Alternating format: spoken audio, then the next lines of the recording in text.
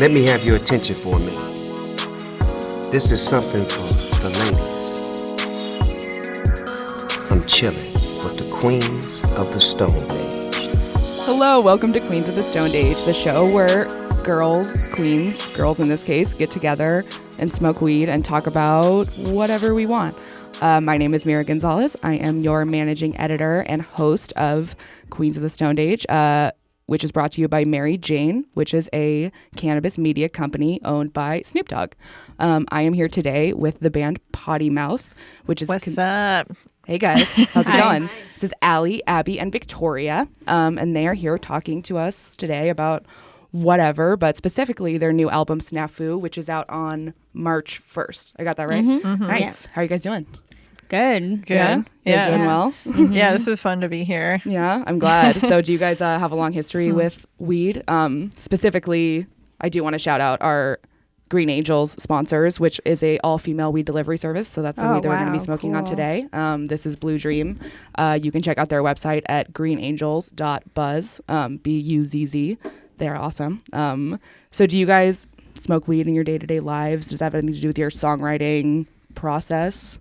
Or is your songwriting process totally devoid of weed? Yeah, I don't smoke a lot of weed like every day. It's more like a recreational thing for me. Mm-hmm. And I have tried to smoke weed and write. And I, one of our like early songs called Drip Dry, I wrote when I was really high with our old guitarist Phoebe. And it definitely is like a fun way to, I don't know, like break out of my normal system of songwriting, but in general I feel like it just makes me feel too goofy to like be able to sit down and focus. Right, that makes sense. Yeah, I've definitely felt that way in my life as a writer. Like it can be, I think at this point I've inoculated myself enough that I can like do anything while I'm stoned, but it takes some time, I think. What about for you? me it's the opposite.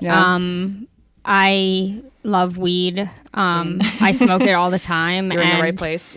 I smoke weed to help myself be more functional. It helps me like dial down all of the chatter in my brain. I'm someone who has a lot of anxiety. I am in my head all the time. And so when I get stoned, like I'm the type of person, like I like to go to a yoga class when I'm stoned because it's when I feel the most present and like able to really focus my thoughts and my energy on the one thing that I, am aiming to focus on. And it also really does help me with playing music. I remember like the first time I ever played a show while I was high, it wasn't with Potty Mouth, it was with my old band, Aunt Honeysuck. And I remember feeling like I went into this like survival mode of like fight or flight because it felt like so challenging in a way to play the songs, but not in a way where I was like fucking them up. Like I was like, I felt like so hyper focused on doing everything right that I almost feel like taking up your whole headspace as opposed to being like part of it where there's a lot of chatter going on. And over I was here. like, whoa, like how am I doing this right now? Like how am I playing this? And it's so fast, and I was just gonna keep going. And it's like limitless, right? Like you just smoke the weed and suddenly you can do everything. Everything's going in slow motion. You can just. But now, like now that I've become more accustomed to playing music that way, it just is. It feels like it's just my preferred way to play music because I'm also someone who, I doubt myself a lot, and I don't doubt myself so much when I'm stoned. Like because like that chatter in my brain that is telling me that I suck and this and that, what I have to do tomorrow, whatever, it's all just totally dialed down. Yeah, but you're basically taking like words out of my head. Like that's basically like the same way that I feel about weed. And it's interesting because I like know a lot of artists who feel differently and who smoke weed sometimes but kind of like can't, do it when they create, like you're saying. But for me, it's like it just takes away like the chatter that I normally have that makes it like impossible to create any insecurities. Now, you're saying during your songwriting process, you like using weed? Do you do it during live shows as well? Is that helpful for you or for either of you? I was saying not. I mean, because Abby really does most of the writing. I mean, just for me, playing music in Just general, at all, whether I'm practicing by myself or playing with my band or playing a show, it's sort of the same. Right. It just makes me feel less in my head and less anxious. So yeah, absolutely. And so have you guys been playing music for a long time? Like, how did you guys start playing music together specifically? Was this something that you guys didn't do before you guys met each other, or do you guys have a long history with playing music? Yeah, we've been in a band for 8 years. 8 years to the month, actually. February 2011 was when we had our first practice. Yeah, I was thinking about that. We should celebrate. Wow, congratulations. We'll get you guys a cake. And when we started, I had never been in like a real band before. I tried to play music with friends and nothing like really stuck. But did you play music on your own? Not really. Okay. So you were just kind of interested peripherally. Yeah, I just borrowed a friend's guitar and told, I reached out to some people saying that I would be down to be in a band. And Phoebe, who used to play guitar with us, knew Allie and Victoria. And so when Allie wanted to start a band, Phoebe was just like, oh, I'll hit up Abby. I know that she wants to, even though I'd never really even played guitar before. Oh, wow. Yeah. Wow. That's amazing. Yeah. And so you kind of like learned as you were playing with the band. I pretty much learned how to play basket case, and then I was like, okay, I can fucking write a song. Solid choice. What about you, Victoria? When did you start playing music? I was like 8. So okay. So a long time. It's been 20 years. Wow. 15 now. Oh, okay, wow. So you have like the longest. Yesterday was Victoria's birthday. Wow, happy birthday. Yeah. Very exciting. Thank you. And so what did you first start playing? Did your parents play music? Did they like encourage you to play music, or did you just come to it on your own? You have to go take lessons. Right, do something. So, and it was drums. So, okay, amazing. And so were you in bands before Potty Mouth as well? Yeah. Nice. And what about you, Allie? I started playing bass when I was like 20. I was in college, and I had always wanted to be in a punk band.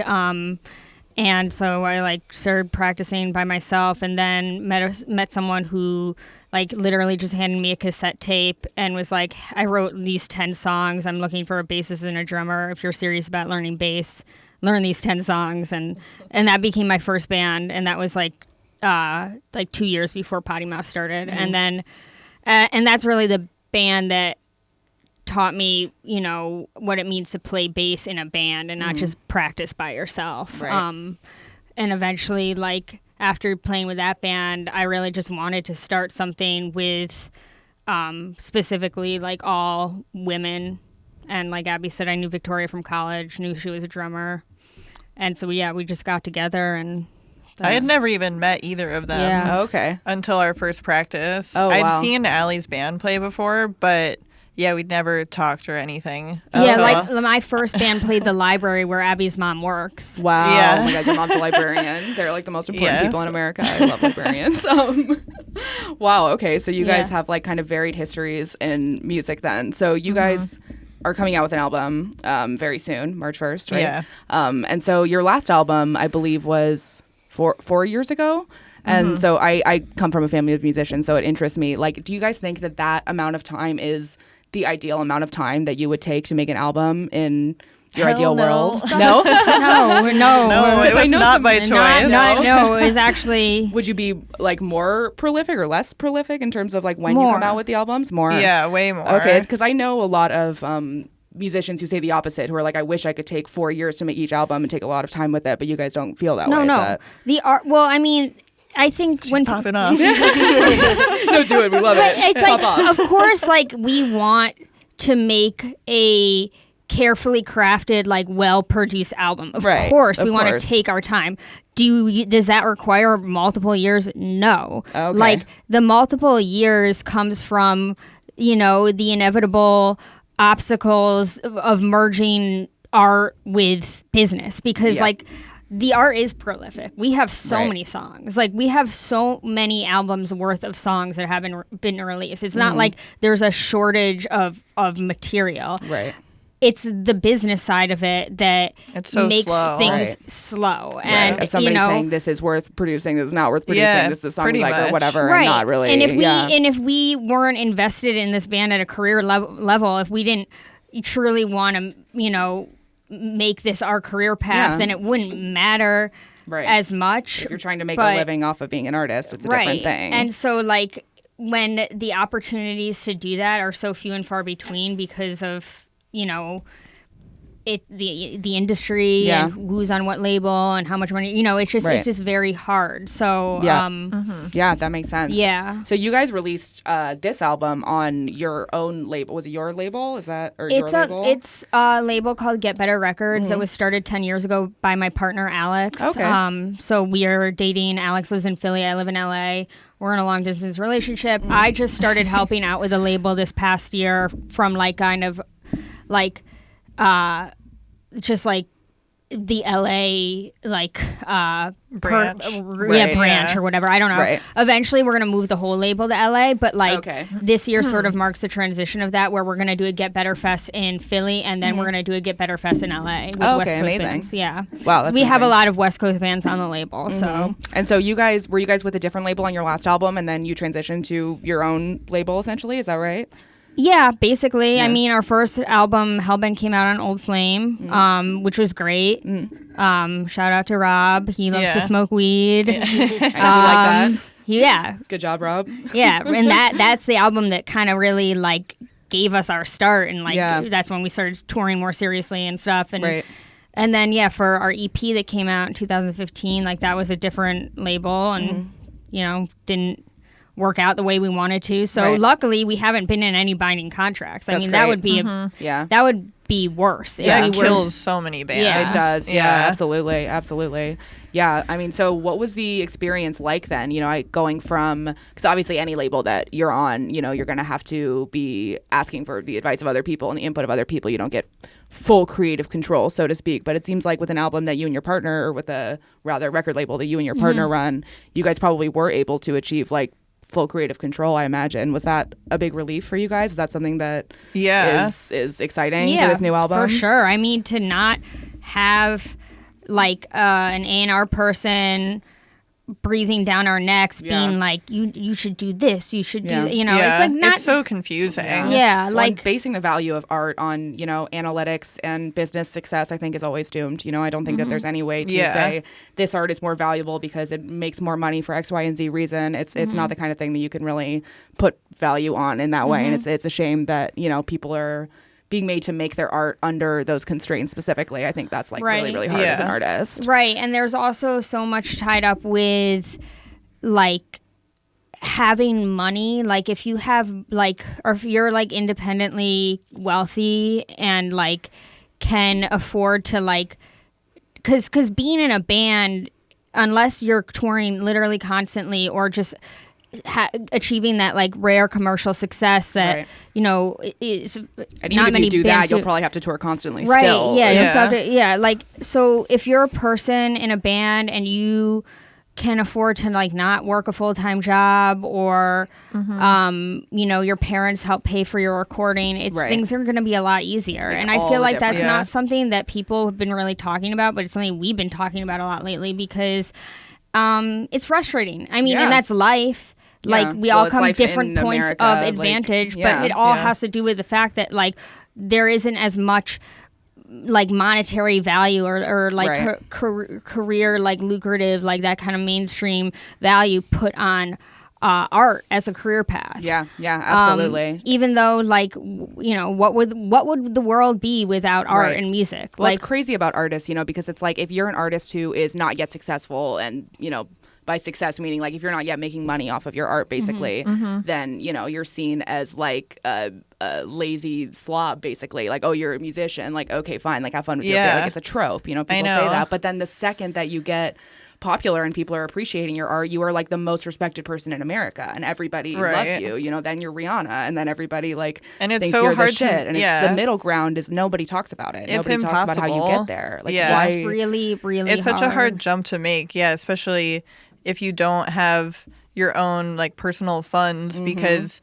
in order to get to that higher point, it's like that phrase, like dress for the job that you want. Right. Like how are you going to do that if you don't have the money to pay for the clothes? How can we pay? How can we pay for clothes, music videos, all these things that take money when we're all working? Right. And like, how do you tour if you're having to work to be able to make rent? That doesn't make sense. And all of the time that you're working is time that you could be spending, you know, like working out and looking fucking hot so that people want to do photo shoots with you or like even just taking care of yourself and like, but that takes time and energy and money at this practicing point. Your instrument, even making more art, that all takes time that you don't have unless you, if you have to can make afford money. to. Exactly. This is where we're at right now. Yeah. If you can't tell, like, we're working our asses off. And not, I mean, I don't want to make it seem like, oh, we're looking for pity. A lot of our peers, a lot of our friends who are career musicians work really, really hard. System-wide problem. It's not just you guys. And especially with this, our album coming out in less than 2 weeks, like,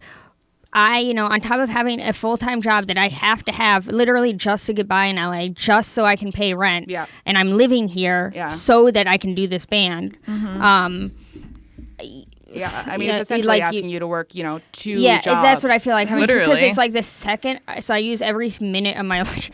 I'm like, not just complaining. I use every minute of my lunch break on band stuff. But I do. We hate capitalism here. I'm with you. But that's how I'm choosing to spend every spare minute of my life, because this is what I'm here for. I'm here for this. I'm in a long-distance relationship, not because I want to be, but because my partner and I still have our separate goals that we're pursuing. Right. And we will come together when the timing is right, but right now we're both on our paths. Right. So it's like, everything I do is for the band, but we're working our asses off. And we've been a band for 8 years, and like 8 years that is a long time in the world of being a punk rock whatever band. Like, unbelievably long time. I mean, absolutely. Like that is like, I mean, an 8-year career, if you think about it as a job, which I fully believe that it is a job, then, by 8 years, you should be like having gotten many raises and be at the very, top of your company and, the American dream, so to speak. And it's like, artists don't really get that here. We're not really respected here as much, I think it's rough.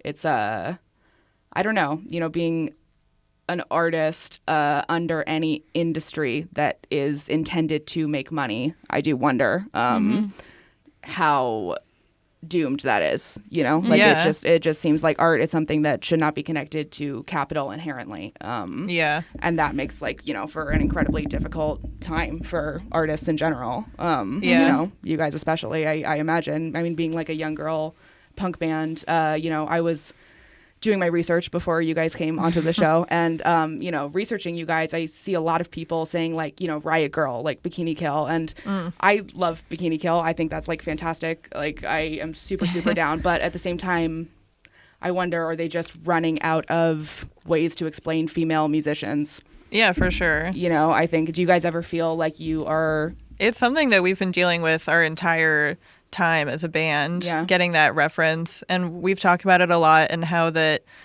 is a really important part of music history for women in music.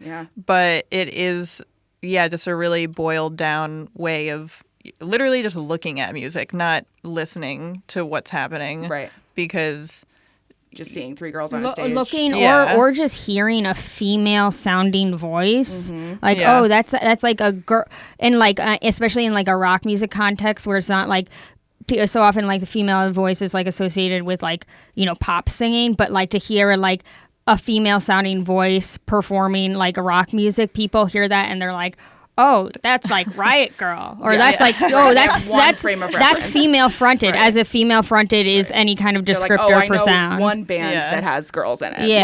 Like that's it. Yeah. I mean, it's, I think that definitely ties into what we're talking about, in terms of like the industry and being pigeonholed into one, group that is a group that has been, commercially successful in the past, like something like Riot Girl, something like that. Now, as much as I love talking about stuff like this, I do want to talk about your guys' like history a little bit as for each other. So you guys met in college, is that right? They met in college. You two met in the college. town where I grew up in. So Okay. she was still in high school. Oh, okay, you were still in high As a school. recent article said, she's half a decade younger than us. And that sounds so dramatic. Wow. So you guys are old as fuck, and you're 15. Yeah, half a decade younger. Okay, So I had just graduated college. Victoria was still at the college that we both went to, Smith, and then Abby was still in high school. Okay, so you're the youngest then, Victoria. Is that right? Yeah, I'm Okay. 12. 12. Got it. She's Call, 15, Call the she's cops on 20. us. She's 12. This is a problem. Shouldn't be taking her on tour. She has to be in school. So what were you guys studying at college? What were you like? It's U.S. history. U.S. history. Got it. And so you were interested in music while you were doing that, but you decided not to study in college. Is that Smith isn't really not a super music. big on, at least the music we do. They're just mostly like classical type. right? It's- Right. Yeah. Yeah, I imagine there aren't many colleges that are big on. But you like, found a punk way music. to get credit taking Yeah, I drum. took drum lessons so Yeah. that I could like use the practice little room. practice room. Oh, there. wow. Yeah, but I had to take a class to Oh, get wow. access to that. I'm interested. What drew you to drums? You said you started at a really young age. Were you that young when you started drums specifically, or just music in Yeah, general? drums specifically. Drums. I have no idea. Yeah. I was literally. It Wow. probably just popped into my head, and I said, "Mom, can That's- I do this?" And she was like, "Yeah, okay." That's so Yeah. funny. My uncle is a like career drummer. He like does like he like started in like wedding bands, and now he does like background music on like Broadway shows. So he's been doing it forever, and he has like such a similar experience of just not even remembering why he wanted to play drums, Yeah. but knowing that he wanted to from an extremely young age. There's like a little book that he made as a kid that was like The Fish Who Wanted a Drum Set, and it was just a fish and like drums, and it was Oh like my this God. totally Oh my nonsensical God. little baby book about like wanting so drums. cute. Yeah. Yeah, it's cute. Now we have Logan, the doll. Who's Logan? Oh yeah, the American boy American doll. boy doll. We just recently found out American Girl makes boy dolls, and there's one named Logan who likes drums. Yeah. Wow. He sounds like somebody who like I would fawn over in middle school. Like, Yeah. really have a huge crush on. Okay, so we do have a segment. So you guys are all from or around Massachusetts. I didn't get to right? say what I studied. Oh, say it. Go. I was a sociology gender studies double major. Ooh, very nice. Yeah. Were you planning to go into music when you studied that? No. No. What were you I planning didn't. to do? Like I said, I didn't even start playing bass until I was basically like junior in college. Oh, okay. I wanted to get my PhD in sociology and be a professor. Wow, but too Yeah. expensive. That's why I dropped out of Just college. like not enough jobs, and like what can you do besides teach? And like, do I really want to be in school for the rest of my life? yeah, you that is know? a really, really good question. Like, That's- and do I really want to move to like Kansas if that's like the only place where I can get tenure? You know, right, Yeah. right. Your Yeah. life becomes dictated by the job market. Yeah, that is absolutely true. That is really rough. I don't think you said what you were. Oh, I majoring didn't in. go to college. You didn't go to college. Yeah. Nice. I dropped out pretty early, so Yeah. I'm with you. Yeah, the band was just touring too much by the time Okay. I graduated high school. I did a gap year first. I was gonna go to Mass College of Forgot Art, about that. and then just decided not to go. Yeah, yeah, And we are so proud of her in that moment. yeah. Does it feel good to not have to like be in debt? And, like, Yeah. it's nice, right? That's as soon as I realized I was going to be into debt, I was like, all right, this isn't worth it. I'm outie. Like, see ya. I'm gonna pursue writing Yeah, it's now. crazy. Yeah. I remember, can I just say, I remember feeling so conflicted about, because I knew how badly you wanted to go to FIT, and I knew that was going to be like the deciding factor. Like if you got accepted into FIT, then the band would probably have to like stop or, you know, like do a lot Yeah. less. And like it You were felt like, But you were no. so happy when I didn't get accepted. I know, that's the thing. It felt wrong to be like weirdly relieved when you didn't get accepted to my FIT. God. but it all I worked out just in the thought of end. that. I mean, no, it's for the best. It changed Yeah. the course of history. Like if you could go, it's like the butterfly effect. If that didn't happen, like where would we be right now? Probably not in this room with Yeah. me. So I'm down. I think you made the right choice. Yeah, same. So we put together a segment for you guys that we're going to do. So you guys are all from around Massachusetts. So we looked up, apparently Massachusetts has some really crazy laws still on the books that I did not Oh, know really? about. Yeah. One of our producers brought it up to me how they have some like laws from like the 1600s that are just fucking batshit. So we're gonna play a game. Oh, cool. I love stuff like this. Yeah, it's a good one. So the game is I'm gonna read you guys 3 laws, and one of them will be fake. And the other 2 are real. So it's like 2 truths and a lie, but with laws in Massachusetts. Yeah, let's do it. It's like this is like wait, don't tell me that NPR. Yeah. That's what we model ourselves after. Oh, cool. Don't tell them. All right. First question, and you guys can either answer individually or come to a consensus. Up to you. Okay. We're a group. Yeah, we're a group. We'll stick together. Yeah, we'll stick together. Democratic. I like it. So. All right, first one. 1, it's illegal to eat peanuts in church. Also, don't look at the computer. It'll tell you which one's real and which one's not. Okay. 2, milk can only be consumed in a copper mug. 3, it's illegal to give beer to hospital patients. Do you guys want to hear them again? I mean, the last one just makes sense. Yeah, I think that's true. Fair? Okay. Yeah. So last one's real. All right, then what about the other 2? It's illegal to eat peanuts in church, and milk can only be consumed in a copper mug. Is it I 2 think truths? I think this 2 is. truths I and a think this lie, is yeah. a trick question. I think the beer in the hospital Spoiler is. alert, it is not a trick question. Okay. Well, wait. Okay. I feel like the peanuts in church could be real because it's disruptive. Yeah. Peanuts in church it's is real. respectful. Peanuts in church is real. Beer in hospital is obviously real because it's not a trick question. So milk in a copper mug is fake? Yeah. You are correct. Oh, yes. I think I was born to be a game show host. Okay, next question. At a wake, mourners may eat no more than 3 sandwiches. It is illegal for any citizen to own more than 2 dogs. It's illegal for more than 3 unmarried women to live together in a house. That's real. That's real for sure. Okay. Really? Why do you guys say that? Because they had laws like that. Then know, Victoria maybe- and I are true outlaws I mean, because you we would went to know, Smith. U.S. history major. Okay, that's true. Girls can't live together. Okay. So then your house in Western Mass would have been illegal. Yeah. To this day. What was the other one? It's illegal for any citizen to own more than 2 dogs. And it's I think illegal. that's true. No, at a wake, mourners may eat no more than 3 sandwiches. I think that's a fake one. That sounds too random. That sounds too random. Yeah, why is it a sandwich? All right, you guys. Yeah, is that your what if you final? have chicken Yeah. wings? That's your final decision. Final answer. You are incorrect. What? The fake one was it's illegal for more than 3 unmarried women to live wow. together in a house. You Damn. appealed it. You put that there because you knew that one would rile us up, and Yeah. you were like, "That's gotta It's be kind of a real." trick question. I'm not gonna lie. I was like, they're gonna get too many of them right. Yeah, I it's gotta like, appeal to that's gotta be emotions. real. Like that's why feminism had to happen or whatever. Like, Tricking the feminists. yeah, that's why you That's wanted what to we know do what my here. major was. Yeah, So I could make fun of you and be like, oh, feminism. they knew that one would rile us. All right. You were like, "That's got They yeah." have laws like that. They do. I mean, There was a lot yeah. of really antiquated, crazy laws there. That happened to not be one, but there was like definitely worse ones that were real. So Wait, so then you're not allowed to have more than 2 dogs? yeah, apparently. What? Yeah, isn't that Wow. weird? Really crazy. These laws are still on the books. Yeah, I know. That doesn't Yeah, make right? sense. Like, yeah, it doesn't really make any sense. I feel like if you had that much land, you could have as many dogs as you want, and they'd probably be happy, right? As long as they eat. Yeah. Yeah, I don't really get it. Okay, last one. You guys ready? Mm-hmm. Okay. 1, no one may take a bath without a prescription from a doctor. 2, no more than 3 goats are permitted in any bakery. And then 3, Christmas is illegal. If you celebrate Christmas, you'll be fined 5 shillings. There's no shillings. Wait. Shillings. Yeah. Yeah, that's gotta be fake. What's a shilling? It's like British. I mean, you're the American history major. I mean, maybe they had shillings like back when it was before. Yeah. Well, they're old, so they're old laws, a lot of Yeah. them that are still on the Right. books Yeah. from a long time ago. So if that provides any context. Wait, so Christmas, So Is 5 illegal. shillings you have to pay? no more than 3 goats permitted in a bakery. I believe Christmas that. is illegal. You'll be fined 5 shillings if you celebrate it. And no one may take a bath without a prescription from a doctor. Which one's fake?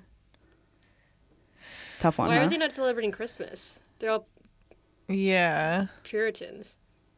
I don't know. What's I mean, the out of origin context. Christmas? Yeah. Is that a what's great taken? question. Is It's that like is That Watch is like a Google. European thing, Is but it? We'll have to do a whole episode on that because I have no fucking idea. I feel like that's got to be true in some weird way. the Christmas one? Yeah. Or no? Okay. Why? Yeah, Because they who were thought like it- anti-European or something? Like when they were No. settling and trying to separate from. Christianity's I don't know. Christianity. I don't know. Yeah. Christmas. Okay, I that don't one's. know. I think that one's fake. You think that The one's fake? Christmas Okay, yeah, that one. one's fake. We'll say that one. Yeah? Yeah. You guys are incorrect. What?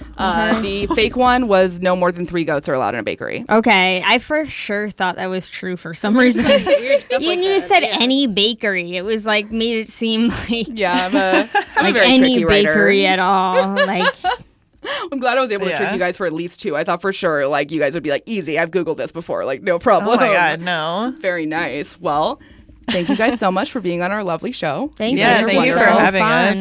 us. The name of the band is Potty Mouth. Your album comes out on March 1st, and it's called Yes. Snafu. Yes. Yes. Situation normal, all fucked up. Nice. Yeah. And anything else you guys want to plug? Anything coming up that people should pay attention to? We for- have an album release show on March 1st, also at the Factory. in Los Angeles. Yes. Nice. And is there a website that anyone can go to like buy tickets, or do you just show up? There's a Facebook event, and I think that will be linked to our website. Yeah, Great. pottymouthworld.com. Yeah. Right. And we will include those links in the show description. Thank you so much for listening. Remember to subscribe to us on Apple Podcasts and like us and rate us and comment on our YouTube videos and tell my boss that I'm doing a really good job. And my name is Mira Gonzalez. Thank you to the Green Angels for your lovely weed. And thank you for listening. Bye. I'm chilling with the queens of the Stone Age.